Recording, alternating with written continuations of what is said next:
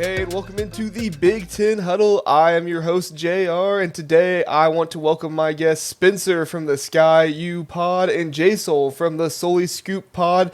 These are guys from Minnesota and Nebraska. We're going to be breaking down a little bit of those games today. There we go, Minnesota football There it is. for Spenser, the Sky U Pod, and then JSul for Nebraska for the Scully Pod. Hey, Spenser, you want to go ahead and tell the listeners a little bit about Sky U?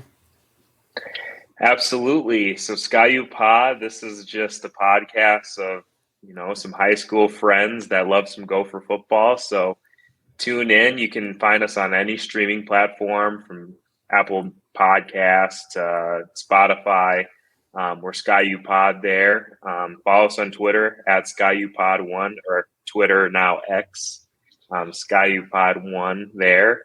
We are also on YouTube, Sky U Pod, and we're working on other platforms like TikTok and Instagram too. So give us a follow. You get all things Gopher football. For sure, for sure. And if you want to just go straight to their YouTube, I'll go ahead and link that into the description below, so that way you can just go straight there. JSul, you want to tell us a little bit about Sully Scoop?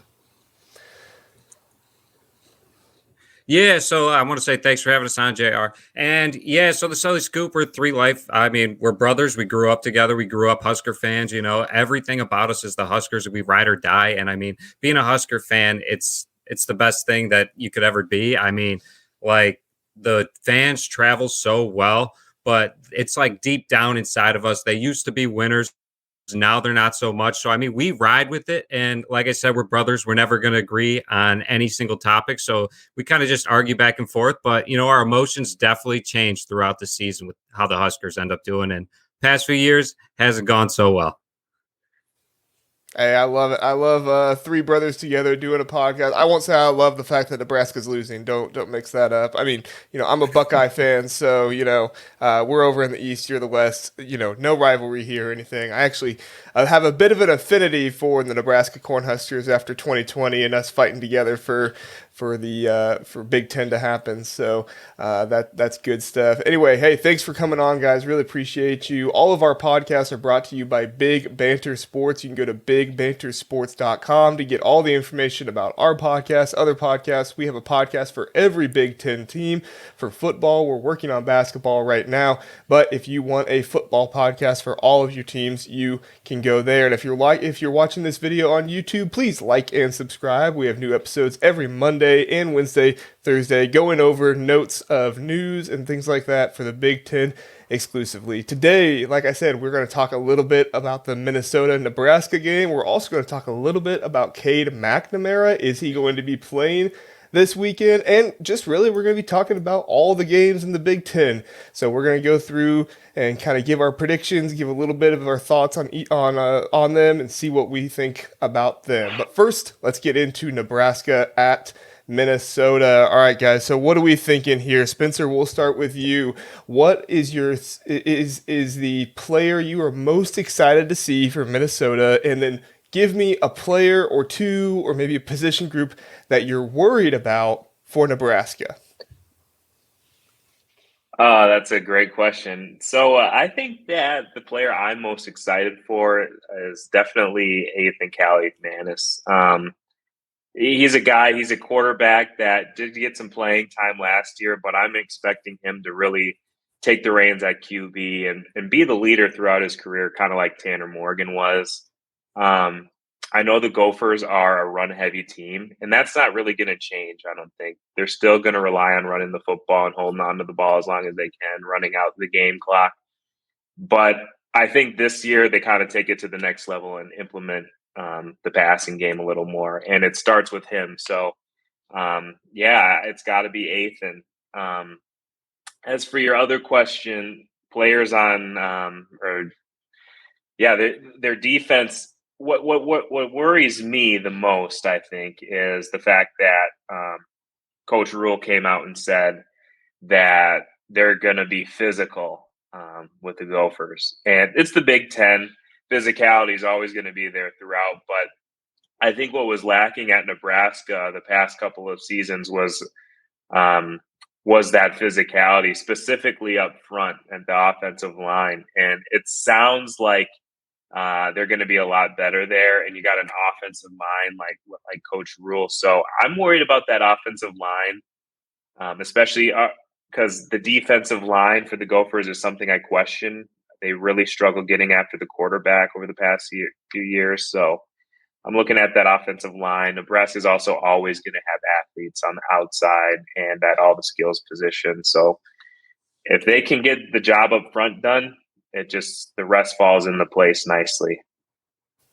For sure. And if I'm not mistaken, Minnesota, they return their interior of their defensive line, but like the exterior, the edges, they don't return those guys, correct? That's right. Yep. They only have Ja Joyner is probably the main D tackle right now. We're returning some other guys. There's a little depth there, but it's a question of if that depth is going to be pretty solid. I think they'll do a little better than the last year. Excellent, excellent. All right, well, JSul, same question for you. Who is someone for Nebraska you're just super stoked to see this year with the very first game? And who is somebody on Minnesota that just kind of worries you, maybe a position group that worries you, that going into this game, you're like, man, if we don't take care of this, it's not going to go well for us? Yeah, well, just being a Husker fan, I think every Husker is hyped about Jeff Sims. I think like he has the ability to change an offense. I mean, he's coming from Georgia Tech, not the best, ACC school. However, he is Matt Rule's guy. Matt Rule recruited him to go to Baylor, and after Matt Rule went to the NFL, he ended up just decommitting and going to Georgia Tech. But when Matt Rule came, he said he's seen him at pro days. And I mean, Matt Rule says that he can throw the ball with the best of them. And I mean, you just got to be hyped with Jeff Sims there. He's a big body, has the ability to run and throw the ball. That I think he is a game changer that possibly the Huskers have been missing lately. I mean, Casey Thompson, he could throw the ball well, couldn't run it. And Adrian Martinez couldn't really throw the ball that well, but he could definitely run the ball. So I think our quarterback position is going to be better. And I think, Gabe Irvin to the side, everyone's seen the pictures. He's looking jacked coming into fall camp. So, I mean, I am excited again about, just the offensive group right there in the backfield. But I think Jeff Sims is going to take over and kind of just run the show for it. And I mean, the part I'm most worried about, I guess, is our defensive line. I mean, there's a lot of hype coming out of, camp that these guys are revamped. They got a lot more energy, and we're changing to the 3-5, that something might change. You got a linebacker standing up along the side. Might get a little push on the extra, but I mean, that is the biggest question mark because Minnesota, time and time again, year in, year out, to win the Big Ten West. And what Minnesota has been doing to Nebraska is just run the ball down their throats, waste the clock, and get out of there with the win. It doesn't matter if it looks pretty. I mean, that is what the Big Ten does. For sure, for sure. And I was actually, before this podcast, reading up a little bit, and I read that the Nebraska backup quarterback, or maybe it's the backup in question, I think Heinrich Harburg, I don't know how to pronounce his name, but he is like super athletic as well, kind of like a secondary, a guy that you can just throw in there and really be this athletic playmaker. So even if something happened to Jeff Sims, which, obviously we all hope that he stays, healthy for the entire season, but even if something happens, I feel like they have an electric quarterback behind him that can really just break the game wide open. I don't know how well he can pass the ball, but apparently, according to Matt Rule, the dude does windmill dunks and backflips and all different kinds of things. And if you do anything NFL and you can do a backflip, that's like perfect for them. So. Absolutely, but he's a homer. He's from Nebraska, so like he's got the pride for the Huskers. But I mean, they've been having him line up at wide receiver and try different positions. That I think that was something Scott Frost missed, was keeping guys with that kind of ability on the sidelines. And I think that's the thing about Matt Rule. Matt Rule is a college coach. Same thing with PJ Flex. Both of them are college coaches through and through. I mean, Matt Rule tried to go to the NFL. It didn't work out, and there's no shame in that. Same thing happened with Nick Saban. He tried to go, and it didn't work out. But he is a college guy through and through, and I think he thrives on putting teams together and making that stuff happen. So, all right, a little bit easier question for you guys. I'm sure you guys have talked about it on your own podcasts, and I think you guys even did a podcast together. But give me your score prediction. Spenser, we'll start with you. What is your score prediction for this game? Yeah, I got a score prediction of 28-13 Gophers, and that's because I think that the defense will continue to be great. Minnesota's defense has been solid the past couple of seasons, and I think that continues. I think that the Huskers, it's just going to be kind of a new offense and just kind of a new system. And it's hard, to win a Big Ten game on the road, first game of the season in the first place. And I think that just new coaching style is going to hinder them just a little bit. I just think it's natural growing pains. So, 28-13 Golden Gophers. 28-13. All right, JSul, what about you? Yeah, I hate opening up against a Big Ten foe, especially one in the division. And this is with a new coach. I think it's hard to expect that the Huskers come out and, just beat them handily on the field. I think it's going to be a close game. Usually with Minnesota, it's like a one-score game. So I think nothing's going to change there. But I think it's hard for the Huskers opening up week one. PJ Fleck has been there. Yes, he's got a new running back and a new quarterback, but the guys have been working in the system, and the offensive line has been what has beaten the Huskers. So I don't think I can change my thought process here. I got the Minnesota Gophers taking out the Huskers 24-17. Man. And wow. I do want to say, if the Huskers pull off the upset, my picks are out the window. I'm re-picking. But I got to make it a bowl game. I love it. And honestly, with these new rules with the first down and stuff, I was looking at this game and I really feel like we could see a quarter from PJ Fleck where he has like a 10-minute drive or something. Yeah.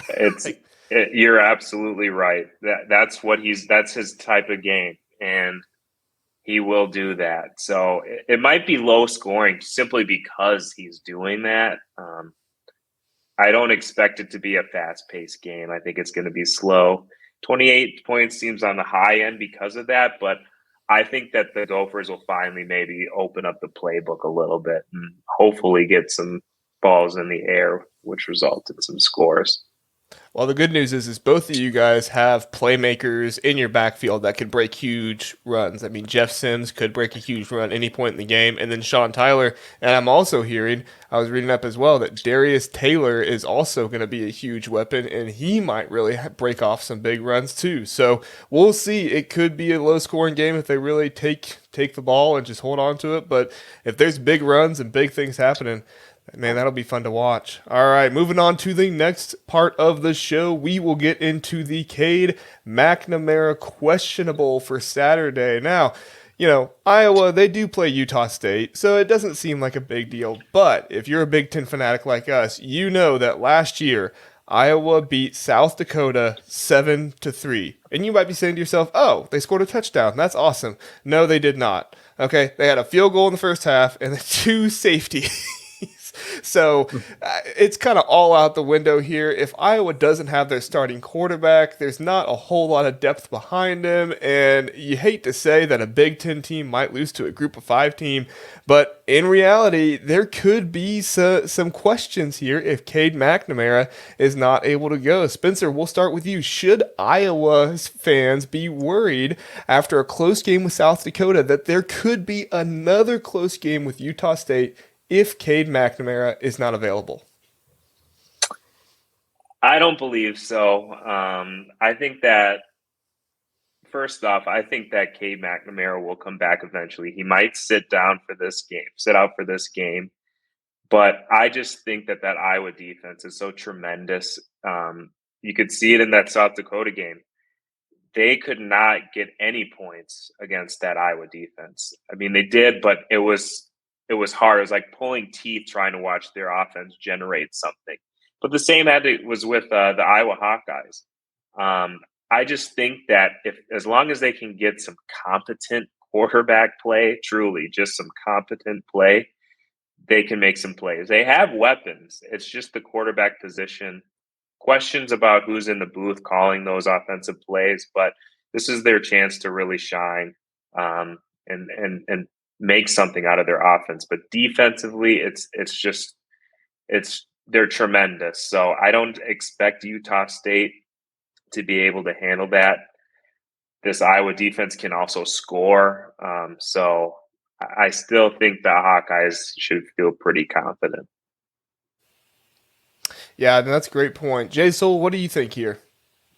Yeah, I mean, I don't really know as much as it comes down to Cade McNamara. I think it is on the coaching staff on why Iowa's offense is so bad. I think it's the schemes that they run. I think as long as Brian Ferentz is there, it doesn't really matter what quarterback you fill in. I mean, Petrus 2 years ago had a pretty good showing, and then all of a sudden Brian Ferentz has moved to the offensive coordinator, and now they can't score the ball. So I don't really think it matters as much. Yeah, Cade McNamara, I don't think he's going to play this week, but he will be coming back. But I do think this is to worry about because, I mean, Iowa's defense, they're always good. They're always great. But can they be as good as they were last year? I don't think they're going to be that good. I think they're going to be good, like top 10, but not top 3 in the country. And I just don't know if they're going to get the takeaways as much as you would think in this game. So I think it is something to worry about if the Iowa's offense can't score, if their defense can't get takeaways. Yeah, that's a good point there. If they can limit the takeaways, that'll be a big thing. I personally, this is just me, and I never root for anybody to be injured, obviously. However, if, that does happen and Kay's not able to play, I would be really, really excited to see this backup quarterback, Deacon Hill, because I was looking up some of his stats and measurements and stuff. The dude weighs more than every tight end on Iowa's roster. So I'm thinking to myself, man, if they've got just this bowling ball of a quarterback back there, the defenders might not even be able to take him down. You might not have to worry about the pass rush as much because this guy is just so huge that you could really just kind of sit him back there and let him kind of take the team apart. I don't know how skilled he is, but at least size-wise, the dude is really, really big. For a quarterback, I shouldn't say overall, but for a quarterback, he's pretty big, and it could be very interesting to see how that happens. Now, Spenser, we'll start with you again here. How are you feeling about playing Iowa later in the year? I know that they have you like one of the last 4 games of the season, so you'll kind of be able to see them, but how are you feeling about facing Iowa here later in the season?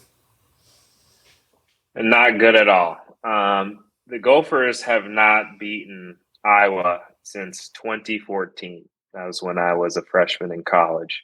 I am now married and have a kid on the way.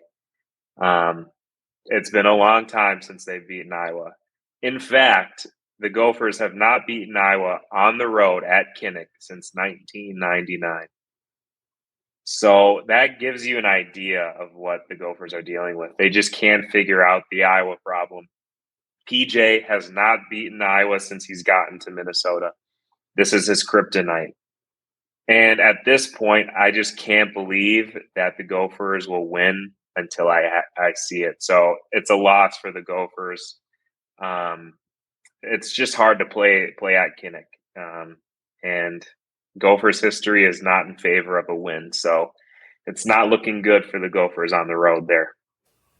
Wow, yeah. Now, if I'm not mistaken, PJ Fleck has had a pretty good run at Minnesota. I mean, they've been close to double-digit wins a couple times there. I don't know if they've gotten a double-digit win since he's been there yet season, but do you think that this could kind of be the final straw maybe next season or the season after that if he's not able to beat Iowa anytime soon? I don't think so because they just signed him to another contract. So I guess logistically it doesn't make sense. As a fan, though, from the fans' perspective, personally, I feel like all PJ has to do is get over that hump, and that's a Big Ten West title. It's never happened in the history of Gopher football. And now that these divisions are changing, he might not ever see it. And I think that's one of the last thing he has to cross off. It's a little unheard of to go to a Big Ten championship at Minnesota. It just has never happened. So if he can do that and elevate the team to that level, I think that he solidified himself as a coach indefinitely until he wants to leave, truly. But if he can't do that as a fan, I wouldn't want to see him, I guess, long term. He does recruit very well, and I do think he'll continue to do that. And I do think that he has a chance at getting to the Big Ten title, hopefully within the next 3 years. I like PJ. I think he can do it. We just got to see it. So hopefully he can get it done. Man, we'll see. That'd be very interesting to watch these next few years, and even this year too. I feel like there is a shot that it could happen this year, even though, like you said, not one at Iowa since '99. That's quite the time, quite the time. So, all right, JSul, you have them the last game of the year, very last game of the year. Could be a big game if both teams play really well. How are you feeling about playing Iowa this season? Yeah, it's a tradition, Black Friday game. It's going to be a cold game. A little bit of weather's going to come into play, but you know, I don't know why, but I have the Huskers already going to be bowl eligible at this point. That's how I picked it. That at that point, we already won our national championship if we get the bare minimum and go to a bowl game. That I just don't like the timing of this game, really. That I think if the Huskers are bowl eligible, they could fall asleep in this game. Say if they have 6 wins at the end of the year. And I mean, what does this get you? It gets you the pinstripe or the tax layer bowl. Who cares at that point? As a Husker fan, we are just trying to go bowling right now. But let me tell you something. That all lingers on Thursday night when the Huskers take on Minnesota. If the Huskers are to come out on top, I am not locking in my Iowa pick for Iowa to take down the Huskers. But I have that one 24-21. All right. Well, hey, that's good goal there, and it certainly could happen. Last year, wasn't so great for Nebraska, but with so many one-score games, just a few plays, you could have had it gone another way and could have been there. Of course, you might have still had Scott Frost with you, and I think you did a pretty good job hiring Matt Rule instead. So I think there's a lot to be excited there for. Yeah, it'll be a showing if it lingers. Scott Frost's mindset, and when it would get bad, the team would just buckle. But yeah, if you could beat Minnesota, you could beat anyone in the West. I mean, Minnesota's a good team in the West. As long as it's a close game, I think that is really, really good signs for the Cornhuskers. And if, the Golden Gophers can pull it out at home in a close game, that's good for them too. So we will see how that plays out. Very interesting. We will go ahead and take a look at some of the Big Ten games the rest of the week as well. Now, we're not going to go through every single game, but I do want to hear from JSul first. What is an upset alert that you have? Now, a lot of these Big Ten teams aren't playing great competition, but what is an upset alert that we could be looking for the very first week of the Big Ten season? Yeah, so I think you could see two. One is more of a shocking one, but the other not so much. I mean, at Purdue, you got a new coach, new quarterback. I think they could slip up in this game. You got a whole new scheme. Again, you don't want to play. I mean, Fresno State is not a terrible competition. I mean, they have beaten other Power 5 teams. That is not one that you want to go into sleeping. And I think it might take till the second half till they get things going on offense, if they even start to. I mean, Maccabee is going to be huge for them, but if Fresno State can lock down Maccabee and not let them gain too many yards, I mean, I could see Fresno State upsetting Purdue. And another one I think that could be an upset alert, this one's a little bit more out there, is Buffalo taking down Wisconsin. Now, Wisconsin, they're running a whole new scheme. It's going to be a pass. It's going to be a passing offense. It's a West Coast offense, bringing it to a predominantly run-happy team. I mean, how much are we going to see Braylon Allen is the question. And this is a team that is trying to get their identity right now. And I just think Buffalo could shock them. Again, Buffalo Buffalo is a pretty decent team. For sure, yeah, those are two great picks to be on the lookout for. Spenser, how about you? Are there any teams that you think that could be on upset alert this week?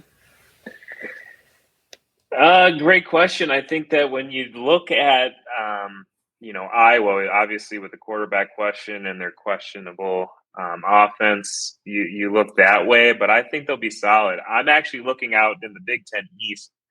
I got Michigan State and Central Michigan. I think Central Michigan has a chance at upsetting Michigan State. Central Michigan has been, maybe on the lower end of the MAC, but MAC players traditionally play Big Ten teams pretty solidly. That's because they're players that didn't get a Big Ten scholarship, so they had to go to the MAC. And I think that if Michigan State takes them lightly, the Chippewas can certainly beat them at their own place. So I'd watch that one, guys.